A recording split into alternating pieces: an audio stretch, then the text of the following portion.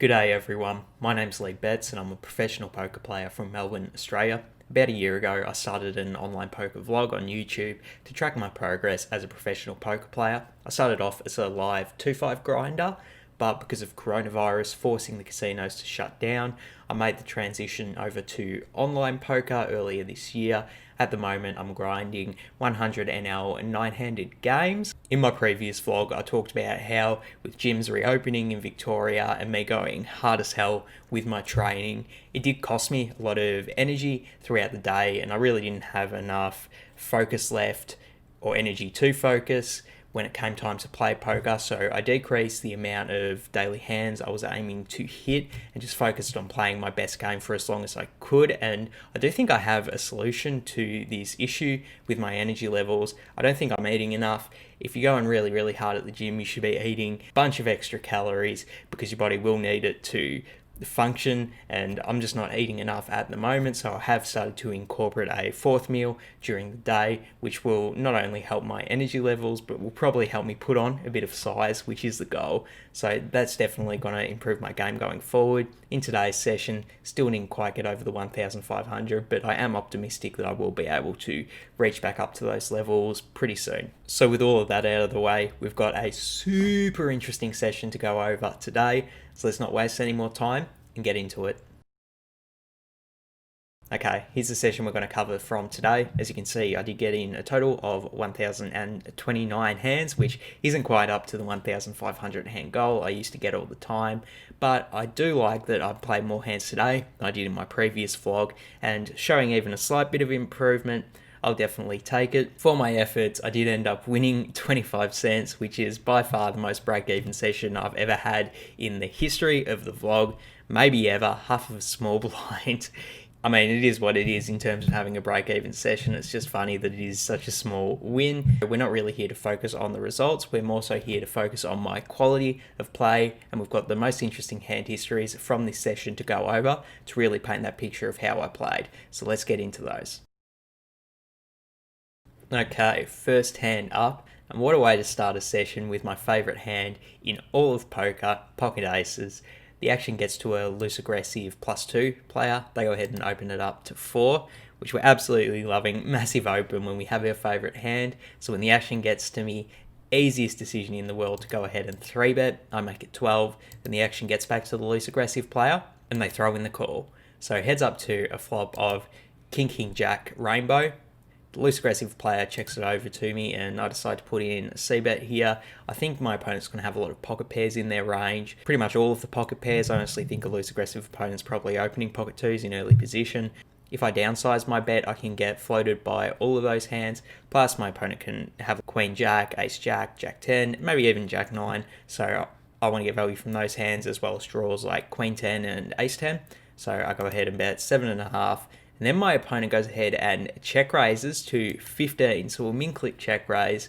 When the action's back on me, I think we have a no-brainer decision again, and that decision is to just call. It is very possible that my opponent could have King, Queen, maybe even Ace King that didn't want a 4-bet, and they're going ahead and min-raising to give me a good price with those strong hands, but I can't go ahead and fold either because my opponent could be doing a protection bet with a Jack or one of those pocket pairs, and they do have a few semi-bluffs in their range, the Ace 10s, the Queen 10s. So easy decision to call for me. We're off to the turn, which is the 8 of spades. Then the opponent keeps on betting at it. They go ahead and make it 29. Now the action's on me, and we have a really interesting spot here, I think. This is one of those spots I talk about frequently on the vlog where I say I really don't mind using any 3 of the options we have here. My opponent is representing a lot of strength, continuing to barrel, and they do have a lot of kings in their range, so I absolutely wouldn't fault anyone for just going ahead and folding here. I don't like folding for myself, and it's just because I do think my opponent is going to have a lot of Queen 10s and a few Jacks even, or turning their hands into a bluff. So I do take folding off the table, but I don't think it's the worst play in the world. So then my options come between just ripping it all in or just calling. And between those two, the only reason I don't like ripping it all in is because I think my opponent will call with anything that's stronger than my hand and probably fold most worst hands. Maybe they'll call off with a Jack, but that's a bit speculative. So I decide to call and just keep the bluffs in their range with their Queen 10, with their Ace 10, and it is very awkward because it is such a low SPR going into the river. It's less than half pot. I'm not really going to fold any river. It's kind of an awkward spot. Hop in the comments. Let me know how you would play this hand on the turn. Definitely interested to get your feedback. I decide to call, keep my opponent's bluffs in their range. Then we're off to the river. The river is the queen of spades, and my opponent does go ahead and rip it all in. And my logic for just calling on the turn instead of ripping it all in or folding was I wanted to keep my opponent's bluffs in. So I think using that logic, we absolutely have to call here. And this is actually a pretty good river for us too, because it does block a few of my opponent's king x combinations, their king queen most notably. And maybe it's somewhat possible they did river a queen with queen 10 or ace queen, and they just like don't know how to play it, so they've just ripped it all in at the low SPR. That's just me using a million words to say I go ahead and snap call. Then we get to see what our opponent had, and it was pocket tens. So there you go. We're going to scoop in this pot. I guess they did do a protection bet on the flop and then decided to turn their hand into a bluff. Pretty happy that I did stick to my guns and call down to induce the bluff. This next hand is a very interesting one in my opinion, and I've honestly been keen to talk about it since I played it yesterday. So let's get into it. The action falls to me in the small blind with king 4 of spades. I go ahead and raise it up to 4, and then I get a defend from a tight aggressive big blind. So we're heads up to a flop of 10-4-3 rainbow. And I do think we have a pretty interesting decision whether we want to c-bet or not. The reasons I would like c-betting are for value. I think my opponent's going to have a lot of ace-x, a lot of hands that have like gut shots or straight draws, so I can get value from those hands if I bet. There is somewhat concern we're behind though. My opponent's going to have a lot of 10s in their range. They're going to have a lot of pocket pairs that are 5s through 8s, which we lose to as well. So there is reason to play it cautious and check, but the other reason I like checking is to induce bluffs from my opponent. If my opponent wants to semi-bluff with any of those gut shot type hands or something that's just complete air like Jack 8 offsuit, then we can check and give them the opportunity to do that, which is what I decide to do in this instance. I go ahead and check it over. Hop in the comments, let me know if you see better here or not. I do think it's merit to both decisions. I go ahead and check it, and then the big blind checks back. So we didn't get the opportunity to bluff catch then, but we don't need to on the turn because the turn is the 4 of diamonds, so beautiful turn card for us. We do make the second nut trips. So when the action's on me here, I definitely want to go ahead and bet for value this time. I do think the fact that my opponent checked on the flop, it probably is pretty likely that they do have a bunch of air hands that they've just given up with, and I mean, we could check it over to induce a bluff from them again, but those hands aren't going to call a check raise anyway. I'd rather bet out and just get called by my opponent's strongest checkbacks. If they did check back a 10 on the flop, they're definitely going to call a bet on the turn, for example. Plus, they could have turned diamonds. They could still have gut shots and open-ended straight draws. So I want to put in a big juicy bet to get called by those hands here. And I bet the size of the pot 8. Then the action's over on my opponent, and they go ahead and check raise it to 24, which I wasn't really expecting to see a raise there. My opponent, when they do this, they're representing a 4 themselves, and I mean, we have a 4 in our hand, so we know it's pretty unlikely that they do have a 4, which leads me to the conclusion, I think it's very, very likely that my opponent is bluffing here. They could be semi-bluffing with a turned backdoor flush draw, as well as if they did check a gut shot or an open-ended straight draw on the flop. This is a great card for them to represent because it's going to look like they have more 4s in their range than I have in mine. So I think it's very likely they're bluffing, which makes the decision here pretty interesting because we could just call to continue trapping, or we could raise for that thin value, try to get called by those semi-bluffs like straight draws, flush draws, or if my opponent does have a 4, it's pretty likely that their 4 is going to be worse than mine, but we can get value from those with a 3-bet. So it's a pretty interesting decision. I do decide to call just because of the blocker effect we have with the 4. If we call here, we can induce a bluff on the river. So it heads up to the river, which is the Queen of Hearts. The action's on me. I check it over to the opponent, trying to induce that bluff, and then they go ahead and bet 56, which is the size of the pot. And I want to say straight away, I'm taking folding completely off of the table here.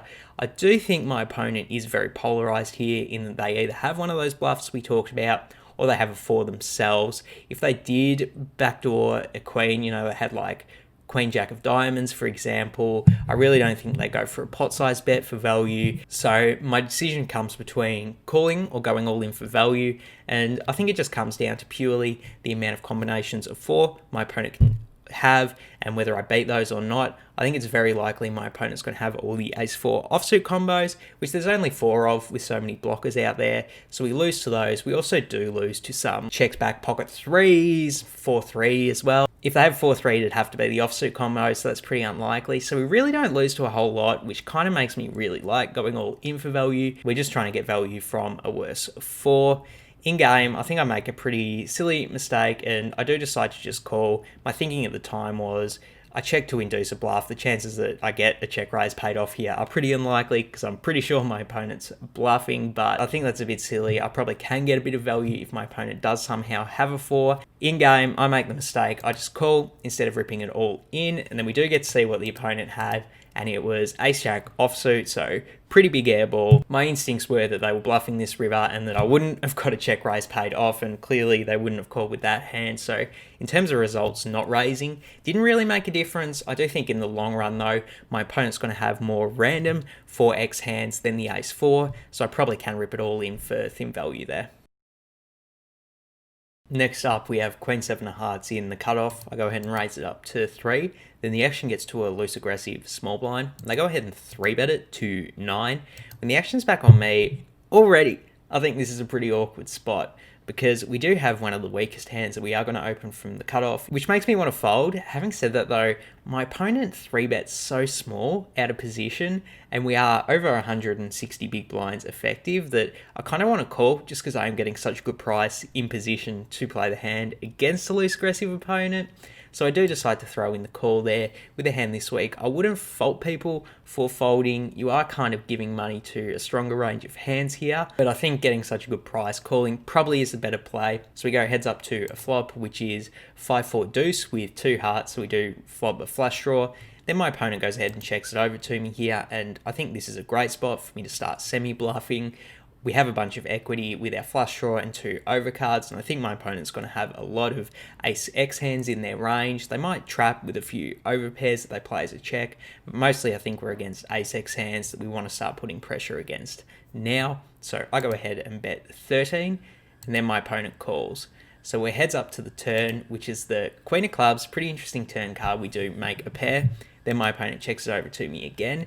Now we have another pretty interesting decision, whether we want to go ahead and bet for value or we want to check back our hand. And I do think betting here is the far superior play. My opponent might potentially play check call with some combinations of aces and some combinations of kings, but I do think a lot of their overpairs that are going to play check call are more of the middling strength ones, stuff like pocket 7s through pocket jacks, and we can still go for a bit of thin value from those as well. Ace-x hands like ace king and ace-5, those hands are going to have a lot of strong equity on this board with their overcards and with the fact that most of those hands have a gut shot or trip draws. So I think those are cool as well if I size down a bit. So I decided to go to 19, giving those hands a good price to call. Then my opponent throws in the call. So we're off to the river, which is beautiful river. It's the Jack of Hearts. And here's where things get really interesting. The small blind decides to lead out for 41.5. So now the action's on me, and when my opponent goes ahead and bets half pot here, I think the chances that they have a flush are very, very likely. My opponent could have just been playing check call if they did have a hand like ace-10 of hearts because they don't want to get blown off their equity with a bunch, if I start raising and stuff like that. So I do think it's very likely they have a flush. And the decision for me here is, do they have enough weaker flushes where I can go ahead and move all in for value? Or do they only have the stronger flushes? And it really just comes down to a math equation. If we go all in, are we called half the time by worse hands? And honestly, I think the answer is no. My opponent has a lot of ace-x hands of hearts in their range. Ace-king of hearts, ace-10 of hearts, ace-9 of hearts even could play as a 3-bet, ace-8 of hearts. They're a loose aggressive opponent, 3-betting the small blind, remember. I also lose to some king-x of hearts hands, king-10 of hearts, king-9 of hearts. Maybe that hand doesn't 3-bet, but it's definitely possible. So I lose to those, and it just comes down to the worst flushes they have in their range. Well, they have 10-9 of hearts. They have maybe 10-8 of hearts, maybe 9-8 of hearts. Some of those hands might not even 3-bet, to be honest. So it's a pretty thin range we will be trying to get value from. And I just think it's too thin, and I'm better off just calling and hoping my opponent doesn't have the nut flush here, which is what I ultimately decide to do. I throw in the call and we get to see what my opponent had. And it was 9-8 of hearts. So pretty frustrating to see that they did have one of those worst flushes, that they probably would have paid a raise off with. But that's the other reason I don't like raising. Like, I could totally see my opponent making a hero fold with this hand, because they're going to know I have a lot of nut flushes in my range when I've gone bet, bet, bet, when I've called a 3-bet in the cutoff. Like, I have a bunch of those ace-9, ace-8, ace-10 suited type hands. So I don't even know if they would pay off a raise with this hand. So we were playing shorthanded for this next one, so effectively I'm in the hijack with ace-8 of spades. I go ahead and raise it up to 3. Then we get a call from a loose passive big blind. So it heads up to the flop, which is jack 6-5 with 2 spades. So we do have the nut flush draw. When the action's checked over to me, I think this is a good spot to c-bet. There is some merit to having some nut flush draws in your check back range here, but I do think it's likely we have the best hand with ace high, and against a loose passive opponent, it is really good to bet a strong range of hands just because they're going to call so often. And I think having the nut flush draw in that range is probably a good play. In game, I decide to c-bet. I go ahead and make it 5, and then my opponent calls. So we're off to the turn, which is the ace diamonds. Great turn for us. We do make a pair. The opponent checks it over to me here, and I decide to keep on betting here against the loose passive opponent. They have a bunch of flush draws in their range they can keep calling with. I do think they'll have some better hands. Like, they probably would have floated here with ace queen, ace jack, ace 10, all the aces that are 2 pairs now. We can still get value from those flush draws, those open-ended straight draws. My opponent potentially has a lot of jacks as well that it will probably keep on calling on such a wet board. So I decide to keep pushing it. I go ahead and bet 11. And then my opponent calls, which we're loving. So we're off to the river, which is the 4 of hearts. Not the best river card in the world, actually, because now we lose to 8-7, we lose to ace-4 as well, which are all hands I definitely think my opponent can have on the range. So when they check it over to me, I really think the best play for me here would be to just check back. It is somewhat possible we could get called by a jack with a thin value bet, but it's probably too thin to be going after us. I didn't decide to check back in game though. I decided to go for that thin value. I go ahead and bet 19, which I also probably too big, but I just think I should be more cautious on this river in particular, just because they are going to have stronger 2 pairs, and they definitely could have rivered the nuts with a straight as well. So probably a bit too thin with this value bet. Hop in the comments, let me know what you think. But I go ahead and bet 19, and then my opponent check raises all in. So yeah, I think at this point the chances that they have 8-7 offsuit are pretty likely. So I do have a pretty easy fold with my ace-8 here, and I really do think going for that thin value on this river in particular, definitely too thin. Alright, this next one starts off with some bang and pre-flop action. It gets to a loose aggressive opponent in the cutoff. They go ahead and limp. Then the button goes ahead as a loose passive player, goes ahead and limps as well. Then it checks to me in the big blind with queen 2 of clubs. You know I check back. I told you that pre-flop action was exciting, but just wait until you see the post-flop action. We go 3 ways to a flop of jack 10-6 with 2 clubs, so we do flop a flush draw. When the action's on me, I think there's merit to just leading out here as a semi-bluff, but I think checking's a better play, and it's just because I do expect against a loose aggressive opponent and a loose passive opponent, if we lead out, we're going to get a lot of action. We're not going to realise our fold equity with a lead, so I'd rather check it over and see what my opponents do, which is what I do in game. Then the loose aggressive opponent goes ahead and bets 2.75. The loose passive opponent calls. Now it's an interesting decision whether we want to just call or check raise here. The reasons I would like calling are to play it more cautious, just because bluffing into 2 ranges is going to be pretty difficult. The chances that one of these opponents is going to call a raise is more likely because there are 2 of them, but I do prefer check raising here, and it's just because against these opponent types, I actually think we're going to get more folds than we typically would. I think a loose aggressive opponent's just going to be stabbing at this flop with like open-ended straight draws, some just like random weaker pairs, and the loose passive opponent, they're just going to be calling with everything. So sure, as a more passive opponent, they're going to call a check raise with even just a jack, but I think they're also going to have a bunch of like ace-5 offsuit, stuff like 8-7 offsuit, that they're definitely going to go ahead and fold when I check raise. So I think it's a good spot for it. I go ahead and make it 11, and then the loose aggressive opponent throws in the call. Not what we were looking for, but at least the loose passive opponent folds. So we're off to the turn, which is the 2 of spades. Pretty interesting turn card. We do make a pair. So now it becomes a more interesting decision whether we want to keep betting or not. I kind of want to check just because I did turn some showdown value. We can just try and play a bit of pot control. I really think if my opponent called on the flop with a pair, they're probably going to be pretty reluctant to get away from it. I don't know if we have fold equity against those stronger hands. Having said that though, there is some merit to just betting for value. My opponent could have a nut flush draw, a king high flush draw, or even an open-ended straight. It's a bit more dicey. We are pretty low. They might just fold some of those. Even if we do continue to get action from here, we have more outs to improve now because we can make trips or 2-pair on the river. So with a lot of equity, I do like keeping on betting, which is what I decide to do in game. I go ahead and make it 18. Hop in the comments, let me know whether you would check or bet here. In game, I made it 18, and then my opponent does throw in the call. So we're off to the river. That is a banger river. It is the Queen of Hearts. We do make 2-pair on the river. Considering that we have a less than 1 SPR here, and we do have 2-pair, I think it's a good spot for me to go ahead and rip it all in for value. If my opponent has Ace-Jack or King-Jack, they're probably just going to reluctantly call off with those hands considering we are so short. This is somewhat concerning of a river. We do lose to Queen-Jack now as well as 9-8, but with such a low SPR, we're definitely not going to be able to get away from it if that's the case. So I just decide to go ahead and rip it all in, put my opponent to the test, and then they in the tank for about 3 seconds before throwing in the call. So we're going to get to see what they have. And it was 9-8. So they did river the second nuts, and they're going to get us on this one. Gross river, and because it gave us a 2-pair, but it also got them there. So bit of BL on that hand. Next hand up, we get a post from an unknown opponent in early position, then another early position player who we also don't have a lot of history on. I think we just sat down at this table pretty recently before this hand. They go ahead and open limp. Then I'm in middle position with ace queen offsuit. I go ahead and ISO it up to 5.5. The action gets round to another unknown opponent in the small blind, and they go ahead and 3-bet it to 18.5.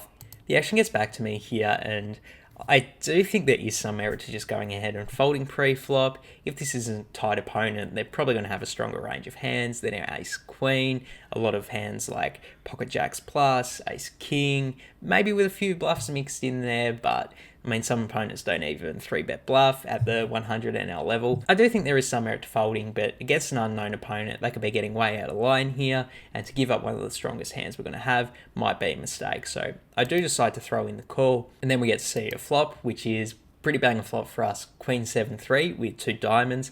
The action's on the small blind, and they c-bet at it. They go ahead and make it half pot for 20. Then the action's on me here, and I think we have a pretty easy decision to call here. So I throw in the call, and then we're off to the turn, which is the 2 of diamonds, putting in the front door flush draw. So when the opponent checks it over to me, I think there is some merit to going ahead and betting our hand for value here.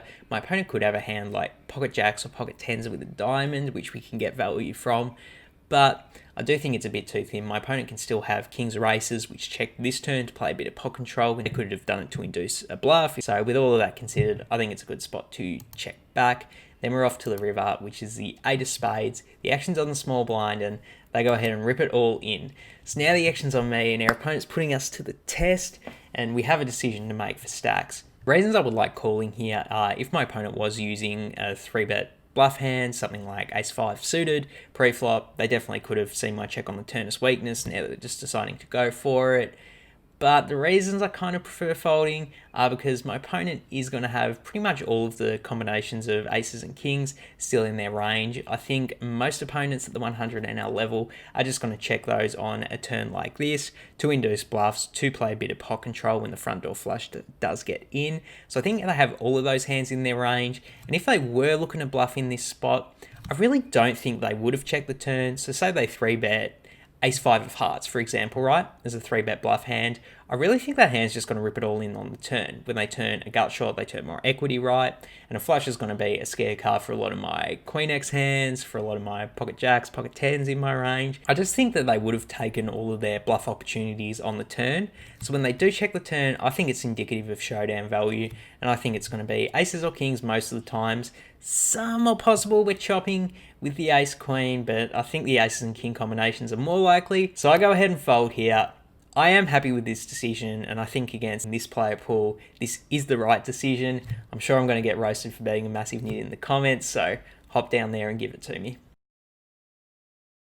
Alright, last hand for the session, and promise we got a banger for the last one. So the action's on me under the gun with pocket eights. I go ahead and open it up to 3. I will say there is some merit to folding pocket eights if you're going to play a really tight strategy under the gun, which I do think is good.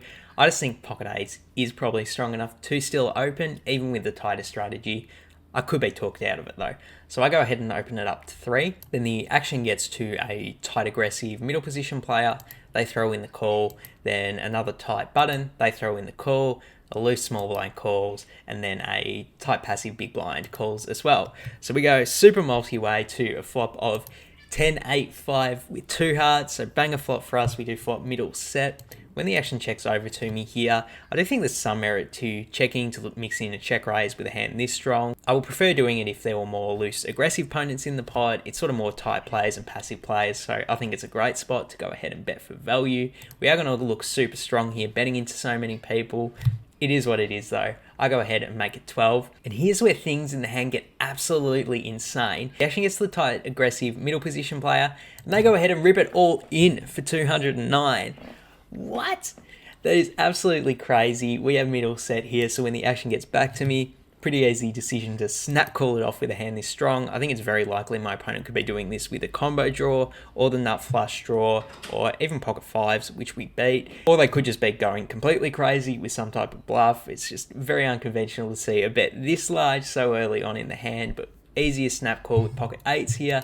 So then the board runs out, and we're really hoping to avoid a heart. We do avoid a heart. There's a 4-liner to a 7 though, which honestly I'm a little bit concerned about, because I think they do have a bunch of like combo draws in their range, and 7-6 a heart seems like one of those. But we do get to see what my opponent had, and it was pocket 10s.